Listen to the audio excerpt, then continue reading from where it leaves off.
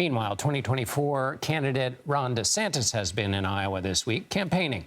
The Florida governor has been touting his legislative accomplishments while doing something his other opponents have not, defining himself in contrast to former President Trump. Ed O'Keefe is on the trail in Iowa with the latest. At multiple stops across Iowa today, Florida Governor Ron DeSantis had a message for Republican voters. It's time to try something new.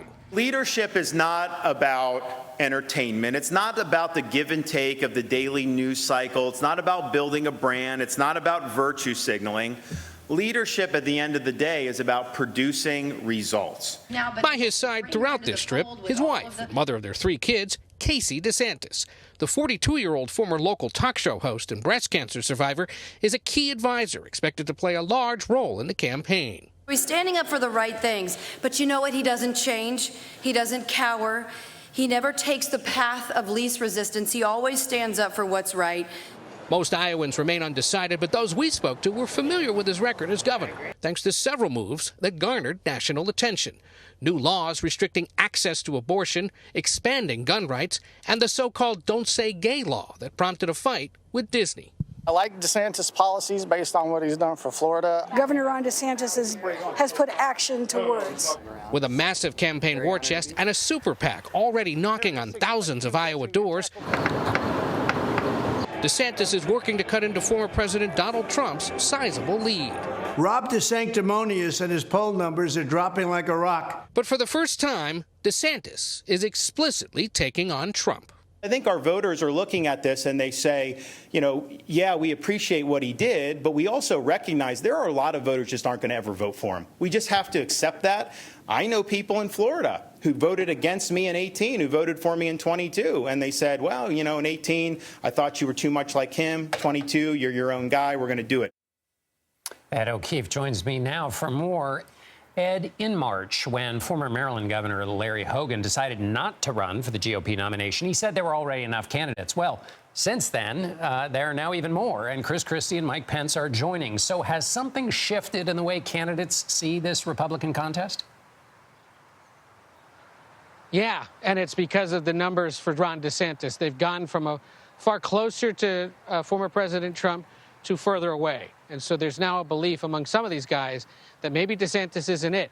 Maybe I have a shot at being the alternative. But DeSantis, or Christie and Pence are going to go at this in different ways.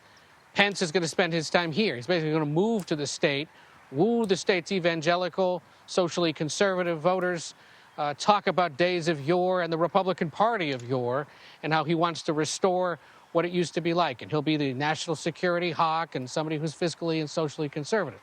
Chris Christie may be running what we could call the Acela Corridor campaign, trying to earn as much earned media as possible because he can't afford to buy advertising, doesn't have much of a staff, and hope that maybe the way Pete Buttigieg did it 4 years ago for Democrats, that by saying yes to every interview, your numbers grow, the intrigue grows in a state like Iowa or New Hampshire, where he's expected to launch next week, and maybe he can be the guy.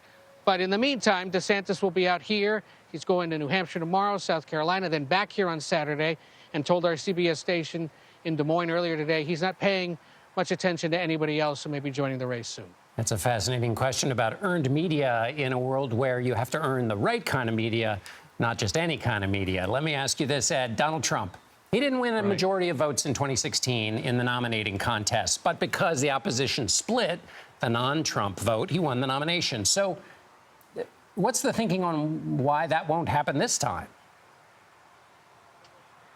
Well, that's the fear that many do have, is that the more that get in, what did you say, a shuttle bus worth of contenders, that the other 11 are going to, or 10 or 11 are going to divide up the non-Trump vote while he holds on to his 30, 35, 40%.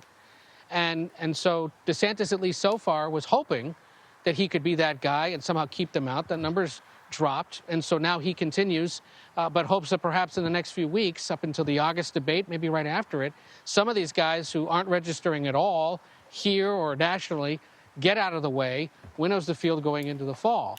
But they're going to potentially face the same problem of delegates and making sure that somehow they can cut into Trump's lead. Hey, Ed, real quickly, you've been watching DeSantis now for a day. What do you make of what you've seen so far? He is eager to talk about what he's accomplished in Florida with the Republican legislature, everything from restricting abortion rights, loosening gun laws, sending immigrants out of state. And he's spending a lot of time alongside his wife explaining that he may be a conservative governor, but he's also a young dad, somebody who can contrast himself generationally, not only with the former president, but with the current president. Ed O'Keefe in Pella, Iowa. Thanks a million, Ed.